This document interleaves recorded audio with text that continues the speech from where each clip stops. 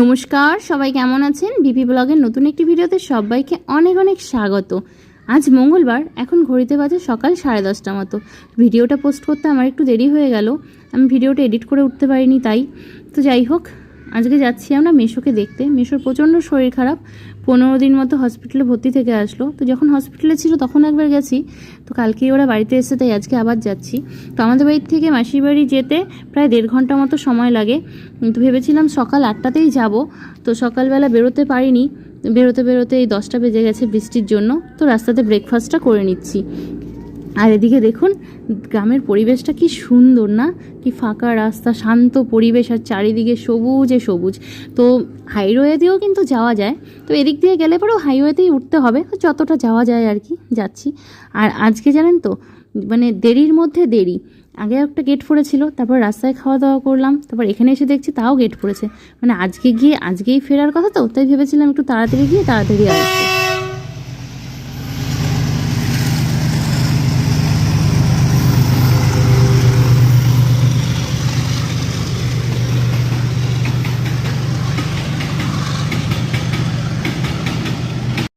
তো চলুন আবার যাওয়া যাক। আর দেখুন কি ভালো লাগছে না, মানে দুপাশ দিয়ে এরকম সবুজে সবুজ, বেশ ভালো লাগছে। আর আকাশে দেখুন কি মেঘ করেছে। যখন বাড়ির থেকে বেরিয়েছি তখন বৃষ্টিটা ছিল না, তবে ওয়েদারটা খুব একটা ভালো ছিল না। তো এখন তো দেখছি, দেখুন যত আগাচ্ছি মানে ঝিরিঝিরি বৃষ্টি পড়ছে, এই যে রেনকোট পরে আছে। তো আমরাও কোথাও একটা দাঁড়িয়ে এবার রেনকোটটা পরে নেব। বৃষ্টিতে ভিজে লাভ নেই, ভিজলেই জ্বর চলে আসবে।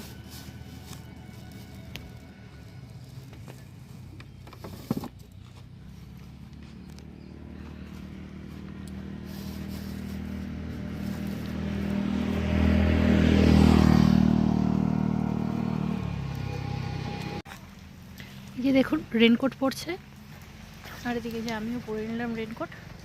এবার যাব। বৃষ্টির দিনে না কোথাও বেরোয়া ভীষণ মানে চাপ। সকালে তো ওয়েদারটা খারাপই ছিল, 8টার সময় বেরোনোর কথা ছিল, তো বেরোতে পারিনি বৃষ্টি দেখে। তো তারপর বেরোলাম।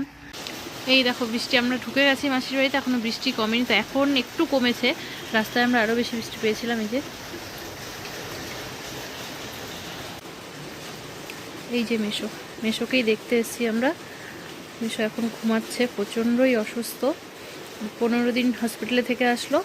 তো তার আগেও মাঝে একদিন বাদ দিয়ে 5 দিন ছিল, তখন মানে আমি 2বার করে এসে গেছি।